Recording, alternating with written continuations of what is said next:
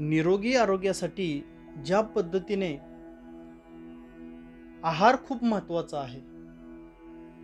आपण किती खातो यावर आपलं आरोग्य ठरतं. आपल्या पोटाला गरज आहे किती आणि आपण टाकतो किती, त्यासाठी तोंडावर ताबा पाहिजे. याच पद्धतीने निरोगी आरोग्यासाठी तुमच्या मनावर, तुमच्या भावनावरही तुमचा ताबा पाहिजे.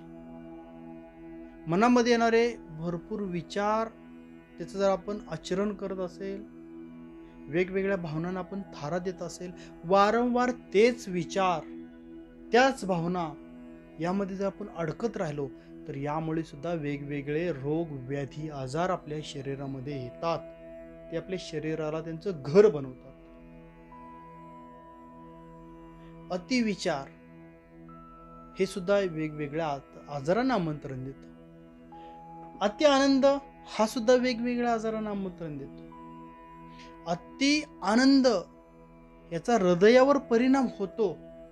अति आनंद याचा आपल्या मेंदूवरही परिणाम होतो. मानसिकता बिघडते. मनाचे वेगवेगळे रोग, व्याधी, आजार, विकार होऊ शकतात. मागच्या काही दिवसापूर्वी एक पेशंट आपल्याकडे आले होते आणि ते पेशंट फक्त हसायचे. मानसिकता थोडीशी चलबिचल झाली होती. काही रोग, व्याधी होत्या. ज्यावेळेस त्यांना मी विचारलं, हा त्रास यांना कधीपासून होतो, काय घडलं होतं ज्यामुळे हा त्रास यांना होतो, त्यावेळेस त्यांनी सांगितलं, आमचे वडील मागच्या वर्षी रिटायर झाले आणि त्यांचे जे पैसे होते, रिटायरमेंट नंतरचे जो फंड होता, जे पैसे होते, ते पैसे त्यांनी एकदम बँकेतून काढून आणले एका ठिकाणी जमीन घेण्यासाठी, जमीन खरेदी करण्यासाठी. आणि जे पैसे बॅगमध्ये आणले होते, आल्याने ह्यांनी बॅग दिले आईकडे, हे धर पैसे, ही बॅग ठेव, उद्या सकाळी घेऊन जायचे आहे खरेदीसाठी. तर त्यांना वाटलं की नाही, याच्यात काय पैसे वगैरे, एवढे कुठे पैसे असतात काय, कुठे ठेव म्हटले, इथं अरे आतमध्ये ठेव, यामध्ये पैसे आहेत. ते म्हणले काहीतरी चेष्टा करताय, खोटं बोलताय, असं एवढे बॅग भरून कुठे पैसे असतात काय. ते म्हणले अरे पैसेच आहेत. त्यांनी बघू म्हटले आणि असं बेडवरती ओतले. ज्यावेळेस मोठे बॅग भरून पैसे त्यांनी बेडवरती ओतले, एका वेळेस भरपूर पैसे पाहिल्यामुळे, एवढे पैसे आणि हे आपले आहेत, हा अति आनंद, यामुळे त्यांच्या मेंदूवर तो झालेला परिणाम होता. अति आनंदाचा परिणाम हृदयावरती पण होतो. त्यामुळे आपले मन, भावना यावरती नियंत्रण असणं, हे शुद्धीवर असणं, हे खूप गरजेचं आहे. काही लोकांना वेगवेगळे दुःख वारंवार किंवा क्रोध, क्रोधाला, राग हा मुंगीलाही आहे. राग प्रत्येक माणसाला आला पाहिजे, पण तो शुद्धीवर. जर तुमची शुद्धी घेऊन जात असेल आणि तुम्हाला जर बेशुद्ध करत असेल, तर या रागामुळे खूप लोकांना आयुष्यभर जेलमध्ये ठेवलेलं आहे. या रागाने आयुष्यभर पश्चाताप करायला लावलेला आहे. त्यामुळे अति क्रोध, अति राग हा पहिल्यांदा तुमच्या हृदयावर अटॅक करतो. याचा पहिला परिणाम तुमच्या हृदयावर, त्यानंतर तुमच्या लिव्हरवरती येतो. अति क्रोध लिव्हरवरती. महिलांना याचा परिणाम मासिक पाळीवरती होतो. हातापायचे गोळे दुखणे, जे लोक अति क्रोध करतात, हातापायचे गोळे दुखणे, बीपी वाढणे, शुगर, हे अति क्रोध केल्यामुळे, अति क्रोधामुळे, वारंवार राहिल्यामुळे ह्याचे शरीरावर झालेले परिणाम आहेत.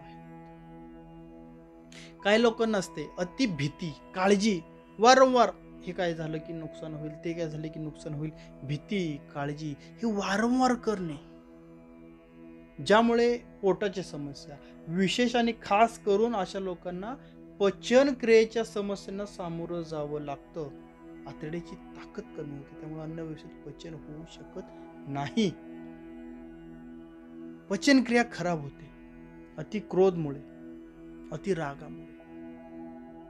काही लोकांना सवय असते हुरहुर लागणे, मनाला हुरहुर लागलेली आहे. सहज लोक म्हणतात मनाला हुरहुर लागलेले. मनाला हुरहुर लागले ना, मग तुमच्या पोटालाही कोलायटिस लागणार आहे.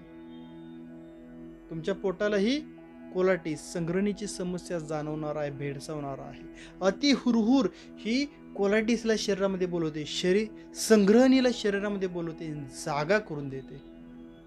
त्यामुळे हुरहुरीतून बाहेर पडलं पाहिजे. इथं मन ताब्यात ठेवता आलं पाहिजे.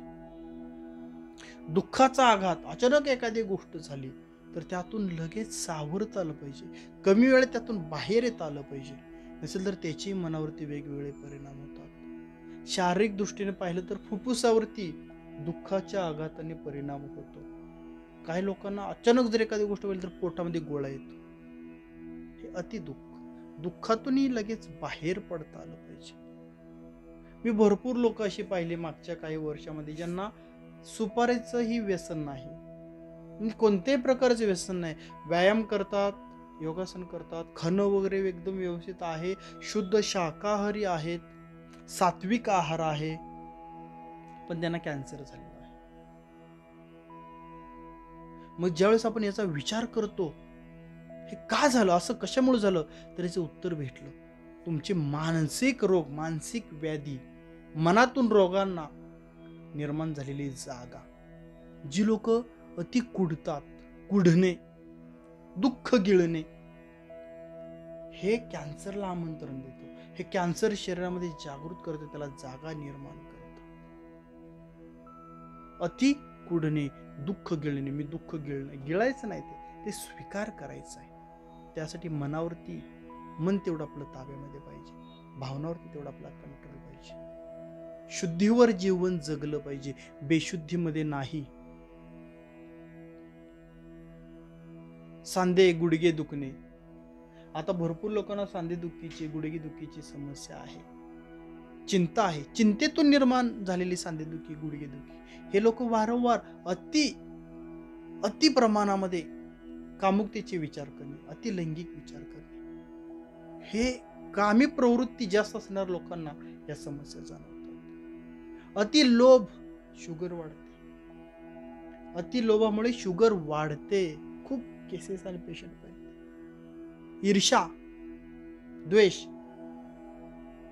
याचा पित्ताशयावरती परिणाम होतो. पित्ताशयात खडे तयार होतात.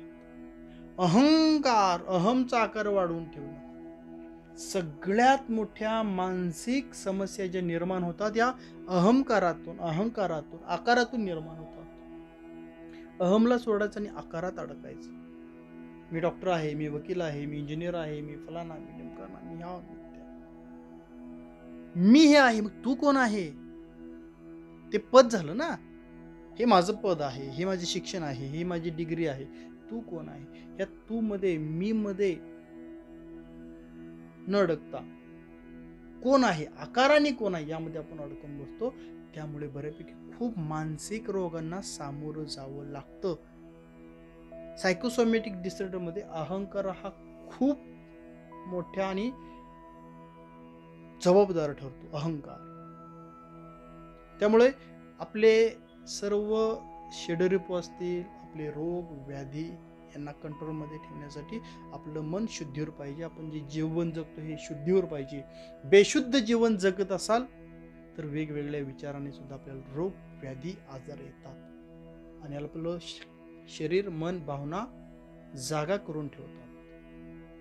यातून बाहेर पडण्यासाठी मन आणि भावना याचं नियंत्रण, व्यवस्थापन हे आपल्या भावशुद्धी ध्यानातून होतंय. त्यामुळे नियमित भावशुद्धी ध्यान करणं हे गरजेचं आहे.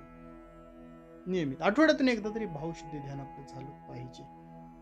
ती येणाऱ्या काळाची गरज आहे.